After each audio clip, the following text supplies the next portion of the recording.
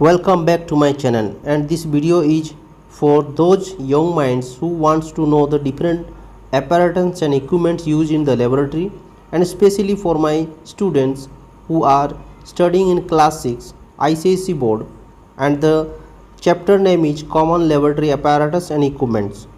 The theme of this video is to enable the children to understand that chemistry laboratory is a place where experiments are done carefully with the help of a various apparatus and equipments. The changes are observed and conclusions are drawn. And in this video you will obviously get different type of knowledge, like the importance of a chemistry laboratory, about the arrangement of chemistry laboratory and its wide use, apparatus and equipments used in a chemistry laboratory, and understand the importance of experiments and observations. And lastly, we will see the precautions to be taken once inside a chemistry laboratory. So we will start now. Look, our knowledge of chemistry would be incomplete if we don't utilize our ability to observe a natural phenomena, then put it in an experiment and finally drawn our own conclusion to verify the facts.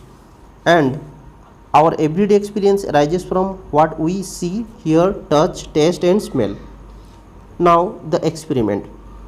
Chemistry is the branch of science which is mostly based on experiments. An experiment performed under controlled condition in an activity where we observe a natural or an artificial created phenomenon.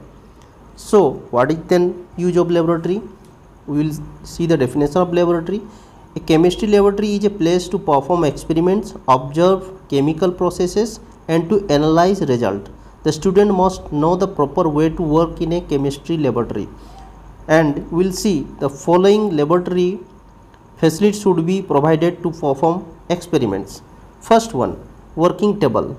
A chemical laboratory has special kind of table. Each table is fitted with a glass burner, a sink with a tap, reagent shelf and waste paper bucket. There is also a wide shelf for keeping glassware, apparatus and frame closed. Second one, reagent shelf. All reagents and chemicals should be properly kept on the shelf with the level of every bottle so that there should not be any confusion while using the reagent. Third one is exhaust fan.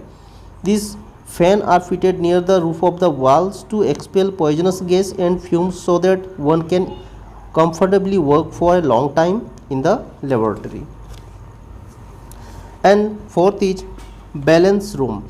Every laboratory has a separate room where a number of physical, chemical, electronic balance are kept for weighing chemicals. This room is kept dust free and smoke free for the accurate measurement. So let's start and see the names, descriptions and use of apparatus. First one is test tube. It is made up of hard or Pyrex glass. It is used to conduct tests with small quantities of chemicals for heating and boiling purpose. Second one is test tube stand. A rack made of wood or plastic, and its use is to keep test tubes in an organized manner. Third one is test tube holder. Metallic rod with a clamp at one end and a handle at another end, and its use is to hold test tube while they are hot or being heated. Fourth one is beaker. It is made up of glass and available in different sizes. Its use is for preparation and keeping of solutions. Fifth one is flask. Made up of glass, this type of flasks are the most common, round bottom, flat bottom and conical, and this use is to during the experiments to hold sufficient quantity of solutions. This one is measuring cylinder. Cylindrical glass apparatus graded in millimeter, deciliter and centiliter. Use the volume of liquid substances. 7.1 is funnel. Cone shaped with a stem at its narrow end, made of glass or plastic, and its use is to filter and transfer liquids from one container to another. 8.1 is evaporating dish. A ball shaped container made up of porcelain, and its use is for evaporating solution and liquids. 9th one is tripod stand. A iron stand having 3 legs, and its use is to support the apparatus during experiments, and also it's having one iron gauge. It is made up of iron mesh and a thin asbestos sheet that is fixed at its center. Its use is to keep the glass apparatus on it while heating is in progress and also for the uniform distribution of heat. 12th one is spirit lamp, a type of burner made up of glass, brass or steel containing a wick spirit is used as fuel to heat up substances. 13th is Bunsen burner, a burner that uses gas as a fuel and uses for heating purpose. Last one is mortar and pestle, a container and a hand tool made of porcelain. Its use is to grind and crush solid substances into a powder. Next one is analytical balance. It is horizontal metal beam with pans suspended on both sides of it, and it is used to measure the weight of substances. Next is glass tube or delivery tube. It is hollow tube made up of glass. Its use is to transfer fluid of gases from one vessel to another. Next one is glass rod. It is solid glass stick and its use is to stir chemical solutions. Next one is watch glass. It is made up of glass and its use is like an evaporating this for very small amount of liquid. It is also used to cover beaker. Next one is pair of tongue made up of metal. It is used for picking up hot apparatus like crucible. Our next apparatus is pipette. It is a long narrow tube with a nozzle at one end and a bulb in the middle. It is used for measuring and transferring fixed volume of liquid chemicals. To signify the volume of liquid, a circular mark is made on its neck. Next one is burette. It is a long graduated tube with a stopcock at its bottom end. It is used for measuring and transferring fixed volume of liquid chemicals.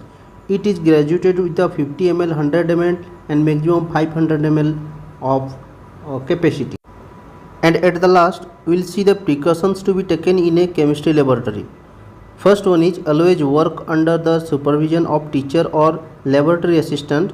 Do not work alone in the laboratory. Second one is always wear a lab coat in the laboratory. It protects your clothes.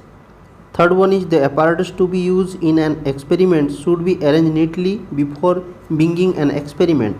Next, carefully follow your teacher's instruction whenever you perform an experiment. Next, only small quantities of chemicals should be used to carry out experiments. Avoid such taking big quantities of chemicals. Next, hot objects should be handled with attention and care. Seventh one, do not touch any, taste any unknown substances or inhale any unknown gas directly. Next, after the experiment is completed, the apparatus should be properly washed, cleaned, dried and put back in their respective places in the laboratory. Next one, do not throw hot concentrated acid into the sink directly.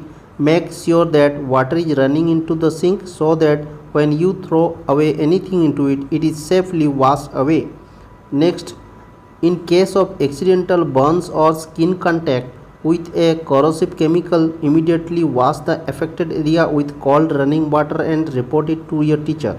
Next, when you have finished doing all experiments, wash your hands with a soap and dry them with a clean towel. Next one, maintain silence and discipline in the laboratory and concentrate on your experiment. Next one, when using test tube for heating, avoid pointing its mouth towards your fellow classmates. Last one is do not throw broken glass apparatus or use filter paper in the sink. Throw them in a dustbin. So likewise we will have already discussed all the points in this chapter, and thank you for watching this. If you are new to my channel, then please do subscribe, like it, comment it and share it. Thank you and thank you very much.